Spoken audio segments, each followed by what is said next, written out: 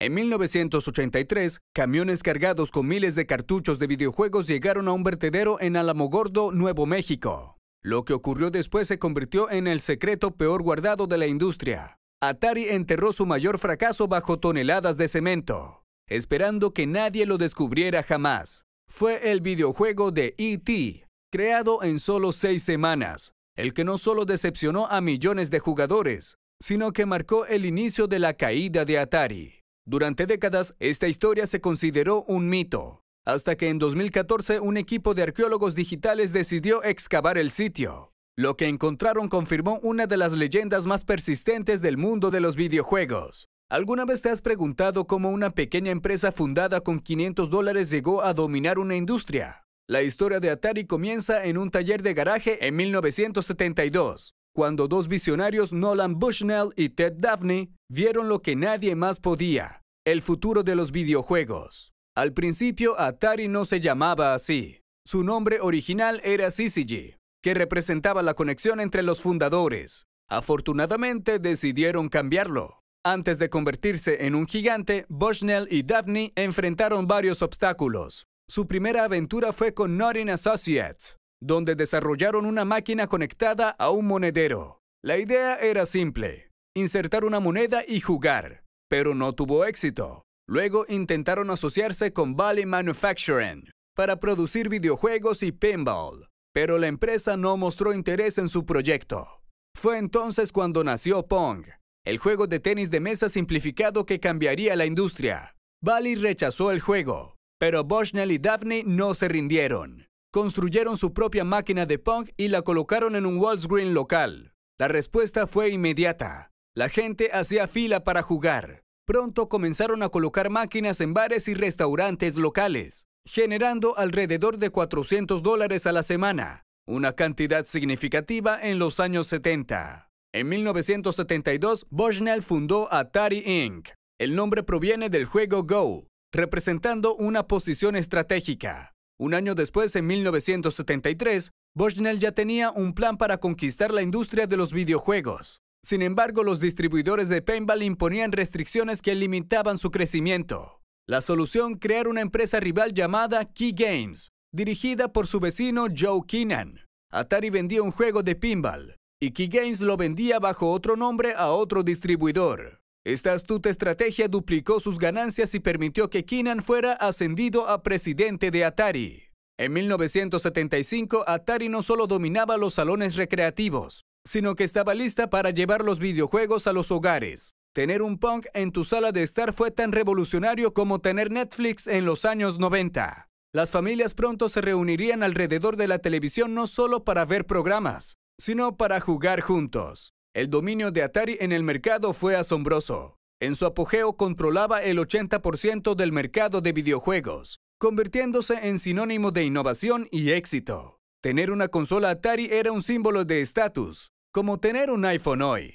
Atari no solo transformó la industria de los videojuegos, sino que dejó una huella duradera en la cultura popular. En 1982, Atari, el gigante de los videojuegos, tomó una decisión que acabaría con su reinado. Imagina apostar $25 millones, aproximadamente 70 millones hoy, por un solo juego y darle a tu mejor programador solo 6 semanas para completarlo, cuando normalmente necesitaría 6 meses. Esta jugada se convertiría en el desastre más costoso de la historia de los videojuegos. La historia comenzó con el éxito de la película E.T. de Steven Spielberg, que arrasaba en taquilla. Los ejecutivos de Atari, cegados por la popularidad de la película, vieron una oportunidad de oro. Decidieron convertirla en un videojuego que, sin duda, vendería millones de copias. Sin pensarlo, desembolsaron $25 millones por los derechos, una cantidad absurda para la época, pero que se justificaba por el fervor que generaba el fenómeno E.T. Howard Scott Warshaw, el programador detrás de Gears Revenge, uno de los juegos más exitosos de Atari, recibió una llamada que cambiaría su vida, pero no de la manera que esperaba. Al otro lado de la línea estaba nada menos que Steven Spielberg, ofreciéndole la oportunidad de crear el videojuego basado en E.T.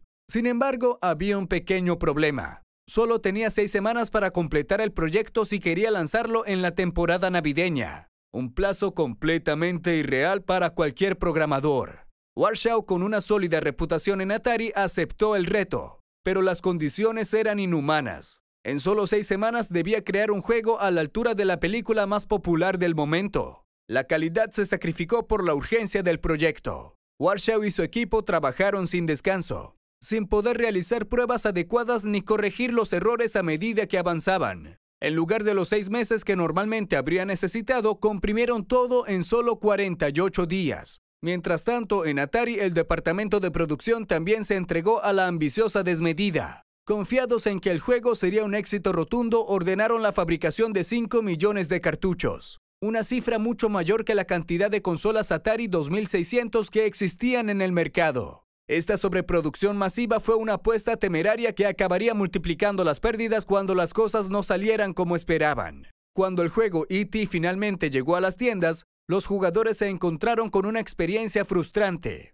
El juego se centraba en hacer que E.T. cayera en pozos inexplicables. Los controles eran confusos, y la jugabilidad era tan frustrante que muchos jugadores lo abandonaron tras unos minutos. Las críticas fueron devastadoras, y rápidamente el juego fue etiquetado como el peor juego de todos los tiempos. Las devoluciones fueron masivas. Las tiendas llenaron sus estanterías con copias del juego y pronto comenzaron a recibir quejas y reembolsos. Las montañas de cartuchos no vendidos se acumularon en los almacenes. Los vendedores intentaron deshacerse de ellos a precios de ganga, con descuento de hasta el 90%, pero ni así lograban venderlos. Las pérdidas fueron catastróficas. Atari perdió cerca de $100 millones, que hoy equivaldrían a unos 280 millones. El que iba a ser el videojuego más exitoso de todos los tiempos se convirtió en el mayor fracaso comercial de la historia de los videojuegos. Esta decisión imprudente no solo dañó las finanzas de Atari, sino que también marcó el principio del fin de su dominio en el mercado de los videojuegos. Frente a las devastadoras pérdidas, la pesadilla de Atari apenas comenzaba. En septiembre de 1983, la situación era insostenible. Con millones de cartuchos no vendidos, devoluciones constantes y costos de almacenamiento disparados, Atari se encontraba atrapada en su propio fracaso. Los videojuegos, al ser productos físicos, ocupaban espacio valioso que costaba dinero. Atari no podía seguir acumulando recordatorios de su error más costoso, y necesitaba borrar todo vestigio de la vergüenza. La solución fue tan drástica como desesperada. En la oscuridad de la noche comenzaron a cargar camiones con cientos de miles de cartuchos. El destino, un vertedero en Alamogordo, Nuevo México. Un lugar aislado donde podrían enterrar no solo los juegos, sino también la humillación del gigante de los videojuegos. Los conductores recorrieron kilómetros hasta llegar al vertedero, donde los trabajadores recibieron instrucciones claras. Todo debía desaparecer rápidamente. No solo tiraron los cartuchos, sino que usaron maquinaria pesada para aplastarlos hasta dejarlos irreconocibles, y luego cubrieron todo con una gruesa capa de cemento. Era como si Atari estuviera construyendo una tumba para sus propios fracasos. Aunque intentaron mantener la operación en secreto, algunos periodistas locales lograron capturar el momento. Las fotos mostraban camiones descargando cajas de cartuchos. Cuando los reporteros empezaron a hacer preguntas, Atari negó que fueran cartuchos de E.T., asegurando que solo estaban desechando equipo dañado. Esta respuesta solo aumentó el misterio. Si realmente solo era equipo dañado, ¿por qué tanto secretismo? ¿Por qué la prisa por triturarlo y cubrirlo con cemento? Las inconsistencias en la historia oficial solo alimentaron la especulación. Con el tiempo, el gran entierro de Atari se convirtió en una leyenda urbana. Algunos afirmaban que eran millones de cartuchos enterrados, mientras que otros decían que eran solo una parte del inventario no vendido.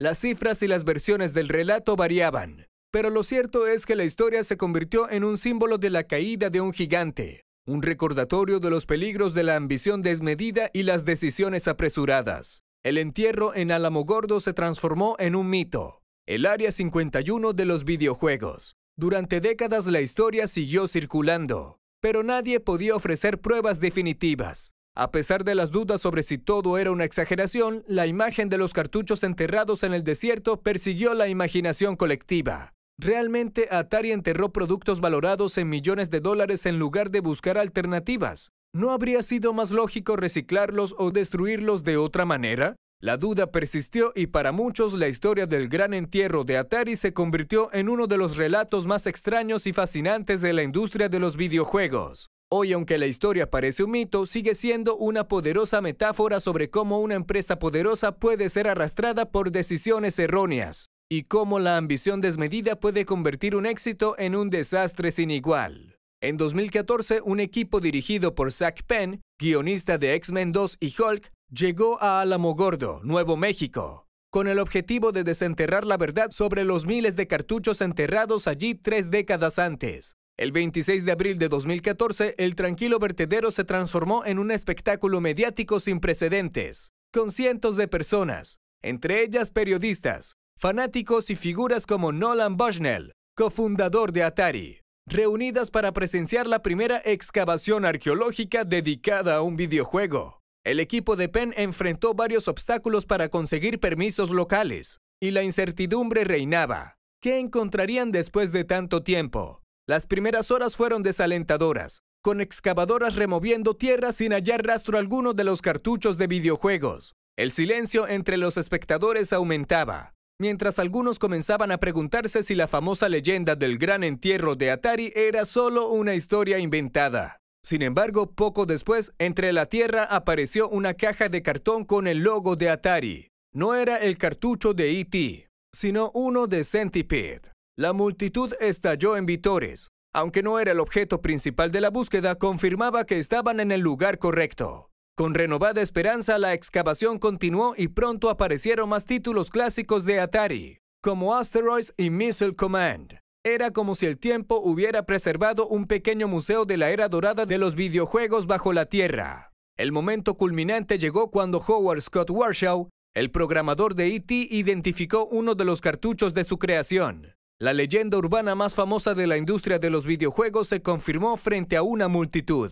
Los aplausos resonaron en el desierto mientras Warshaw sostenía el cartucho con una mezcla de orgullo y nostalgia. Finalmente, el equipo recuperó unos 1.300 cartuchos de diversos juegos. Aunque mucho menos de lo que las versiones exageradas de la historia sugerían, el hallazgo fue suficiente para probar que el entierro masivo había ocurrido. Lo que empezó como un intento desesperado de Atari para borrar su mayor fracaso comercial se convirtió, irónicamente, en uno de los eventos más significativos de su legado cultural. Lo más sorprendente fue cómo estos cartuchos, símbolos de fracaso en 1983, se transformaron en tesoros codiciados en 2014. Algunos fueron donados a museos y otros subastados, alcanzando precios de miles de dólares. Un juego considerado el peor de la historia se convirtió en una reliquia por lo que los coleccionistas estaban dispuestos a pagar pequeñas fortunas. El fracaso de E.T. no solo es una historia de desastre, sino también una lección de negocios. Hoy se estudia en prestigiosas escuelas de negocios como un ejemplo de lo que no hacer al lanzar un producto.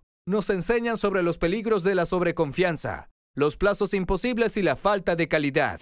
Este legado, nacido de una catástrofe financiera, ilustra principios clave como la importancia de la investigación del mercado y un liderazgo efectivo. ¿Quién habría imaginado que un juego enterrado en Nuevo México seguiría educando a futuras generaciones? Suscríbete para más historias fascinantes y lecciones valiosas.